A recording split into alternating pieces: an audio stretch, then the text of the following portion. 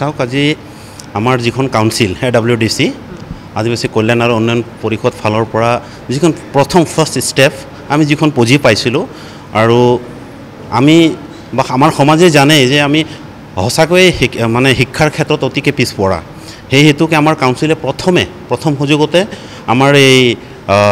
APSC কোচিঙৰ যিটো ব্যৱস্থা লৈছিলে আজি এওঁলোকৰ এন্ট্ৰেন্স এক্সাম আছে আৰু আমি জাষ্ট চেণ্টাৰত আহিছোঁ তেওঁলোকক শুভেচ্ছা দিবলৈ কাৰণ আমি এটাই বস্তু গম পাওঁ এটা জাতি যদি গঢ় লৈ উঠিব লাগে বা আগুৱাই যাব লাগে উন্নতিৰ পথত শিক্ষা হৈছে মূল অস্ত্ৰ আমাৰ একচুৱেলি আছিলে সুপাৰ 100 আছিলে কিন্তু পুঁজি কমতি হোৱাৰ কাৰণে আমি এইখন কমাই 50টা কৰিছোঁ আৰু 50 জনৰ ভিতৰত ইতিমধ্যে প্ৰায় আপোনাৰ 1200 ল'ৰা ছোৱালী এপ্লাই কৰিছিলে তাৰে ভিতৰত কিছুমান গ্ৰেজুৱেশ্যন কৰা নাছিলে কিন্তু অলমোষ্ট গ্ৰেজুৱেশ্যন 1000 তো 1000ৰ ভিতৰত অকল মাত্ৰ 50 জনহে তেওঁলোকে হেৰিটো পাব হয় হয় কাউন্সিল ফালৰ পৰা থকা আৰু খোৱা মেলা গোটেইখিনি ব্যৱস্থা আছে আৰু টোটেলি ধৰক যিখিনি যদি প্ৰয়োজন হয় ট্ৰান্সপৰ্টেশ্যনৰ হেতুও ব্যৱস্থাটো আছে হয় আমাৰ কাউন্সিলখন গঠন হৈছিলে 2023 6 জুলাইত আৰু প্ৰথম যিখন পুঁজি আছিলে আমাৰ সেই পুঁজিৰে আমি প্ৰথম কিন্তু আমাৰ সেই এডুকেশ্যনৰ ক্ষেত্ৰত কম্পিটিটিভ এক্সামৰ ক্ষেত্ৰত আমি APSCখন সিলেকশ্যন কৰিছিলোঁ হয় হয় আমি আশা ৰাখিছোঁ আৰু বিশেষকৈ আমি ধন্যবাদ দিব বিচাৰিছোঁ আমাৰ অসমৰ মাননীয় মুখ্যমন্ত্ৰী হেমন্ত বিশ্ব শৰ্মা ডাঙৰীয়াক তেখেতে আমাক সেই সুযোগটো দিলে আৰু আমাৰ ফালৰ পৰা এটা অনুৰোধ থাকিলে যাতে আজি 50 জন আমি দিব পাৰিছোঁ যদি 100 জন দিব পাৰিলে হয়তো আৰু ল'ৰা ছোৱালী সেইখিনি সুযোগটো আৰু বেটাৰ হ'লে কাৰণ আমি 50টা দিছোঁ 50টাৰ ভিতৰতে আজি ধৰক 1000 ষ্টুডেণ্ট এক্সাম দি আছে গোটেই অসমৰ পৰা মানে প্ৰথমটো আসাম গভৰ্ণমেণ্ট আৰু আদিবাসী ৱেলফেয়াৰ কাউন্সিলক মই ধন্যবাদ জনাব লাগিব ইমান ভাল এটা ইনিচিয়েটিভ লৈছে যিহেতু আজিলৈকে এনেকৈ ইনিচিয়েটিভ লোৱা হোৱা নাই আগতো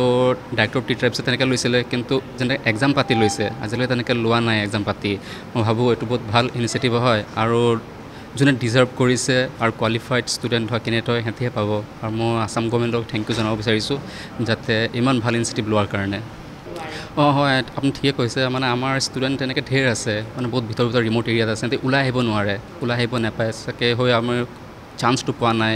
আৰু তেনেকৈ চান্স যদি গভৰ্ণমেণ্টে তেনেকৈ চান্স দি থাকে মই ভাবোঁ তেনেকৈ আমাৰ বহুত ভাল ষ্টুডেণ্ট আছে যেনেকৈ ওলাই আহিব আগতো বহুত ওলাই আহিছে খালি আমাক মানে সেই চান্সটো লাগে পুছআপটো লাগে তো আমি পুছআপটো পাই গ'লে আমি আগতো ওলাই আহিছোঁ আৰু আমি এনেকৈ ওলাই আহিম আৰু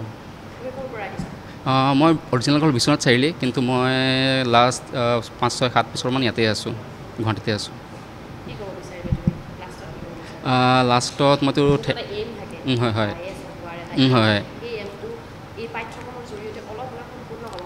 অঁ হয় ঠিকেই মানে কি আছিলে গাইডেঞ্চটো লাগে চাওক মানে ছেল্ফ ষ্টাডিটো বহুতে কৰে আৰু বহুত ছেল্ফ ষ্টাডিটো পাইছে কিন্তু গাইডেঞ্চটো লাগে আৰু মই ভাবোঁ SPM নিচিনা এটা একাডেমি বহুত ভাল একাডেমি হয় আৰু যিহেতু ইয়াৰ ৰিজাল্টো বহুত ভাল হৈছে যদি আমি ভাল গাইডেঞ্চ পাওঁ তে ৰিজাল্ট ভাল হ'ব মই আশা কৰিছোঁ আৰু চবকে মই বেষ্ট অফ লাক জনাইছোঁ যাতে চবে এক্সাম ভালকৈ দিয়ক আৰু প্ৰথমতেও Adivasi welfare and development government of আছামৰ ফালৰ পৰা যি পদক্ষেপ লৈছে লগতে SPMৰ জৰিয়তে যিটো আমাক সুবিধা প্ৰদান কৰিছে তাৰ বাবে আমি নথৈ আনন্দিত কাৰণ আমাৰ যিসকল ল'ৰা ছোৱালীয়ে অলৰেডি ডিগ্ৰী কমপ্লিট কৰিছে আৰু ভৱিষ্যতলৈ এটা উজ্জ্বল ভৱিষ্যত কামনা কৰি আজিও হয়তো বিভিন্ন চাকৰিত প্ৰতিযোগিতাত অংশগ্ৰহণ কৰিছে তথাপিও বহি থাকিবলগীয়া হৈছে আৰু ভাবিছে যে ভৱিষ্যতলৈ আমাৰ অসমখনৰ বাবে আমাৰ ভাৰতবৰ্ষৰ এগৰাকী নাগৰিক হৈ এটা সুকীয়া স্থান ল'ম বুলি আৰু লগতে আমাৰ সমাজখনৰ বাবে এক বিশেষ স্থানত স্থিতি হৈ পিনি বিভিন্ন ধৰণৰ কামবিলাক কৰি আমাৰ সমাজখনক আগুৱাই নিবৰ কাৰণে এই পদক্ষেপটো খুব সুন্দৰ পদক্ষেপ কাৰণ আমি ইয়াৰ জৰিয়তে APSCৰ কাৰণে আৰু লগতে UPSCৰ কাৰণে অকণমান হ'লেও মটিভেশ্যন আমি পাম কি কৰিব লাগে কেনেকৈ কৰিব লাগে কেনেকৈ পঢ়া শুনা কৰিব লাগে আৰু ইয়াৰ জৰিয়তে আমি হয়তো এটা সময়ত APSCৰ পৰীক্ষাত উত্তীৰ্ণ হ'বলৈ সফল হ'ম বুলি আমি কামনা কৰোঁ হয় তেওঁলোকে থকা খোৱাৰ পৰা আদি কৰি সকলো ধৰণৰ ব্যৱস্থা গ্ৰহণ কৰিম বুলি হাতত লৈছে কিয়নো আপোনালোকে সকলোৱে হয়তো জানেই যে টি গাৰ্ডেনসমূহৰ অৱস্থা কেনেধৰণৰ যাৰ কাৰণে হয়তো বহু উচ্চাকাংক্ষী হোৱাৰ স্বত্তেও আমি আগবাঢ়ি যাব নোৱাৰোঁ তাৰ বাবে যি চৰকাৰৰ লগতে SPMে যি পদক্ষেপ লৈছে তাৰ বাবে আমি বহুত সুখী আদিবাসী ৱেলফেয়াৰ এণ্ড ডেভেলপমেণ্ট কাউন্সিলৰ এক্সিকিউটিভ হয় আমি actually with collaboration with SPMIS academy আমাৰ MOU চাইন হৈছে তেওঁলোকৰ লগত তো আমি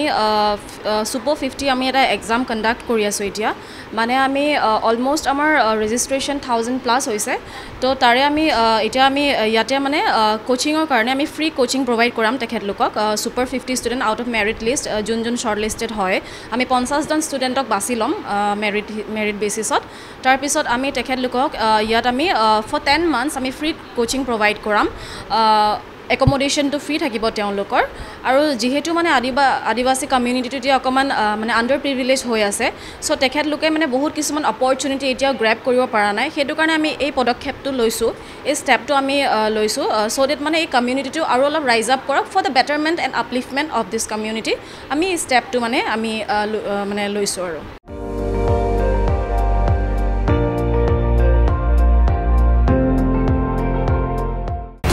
আপুনি চাই আছে ND24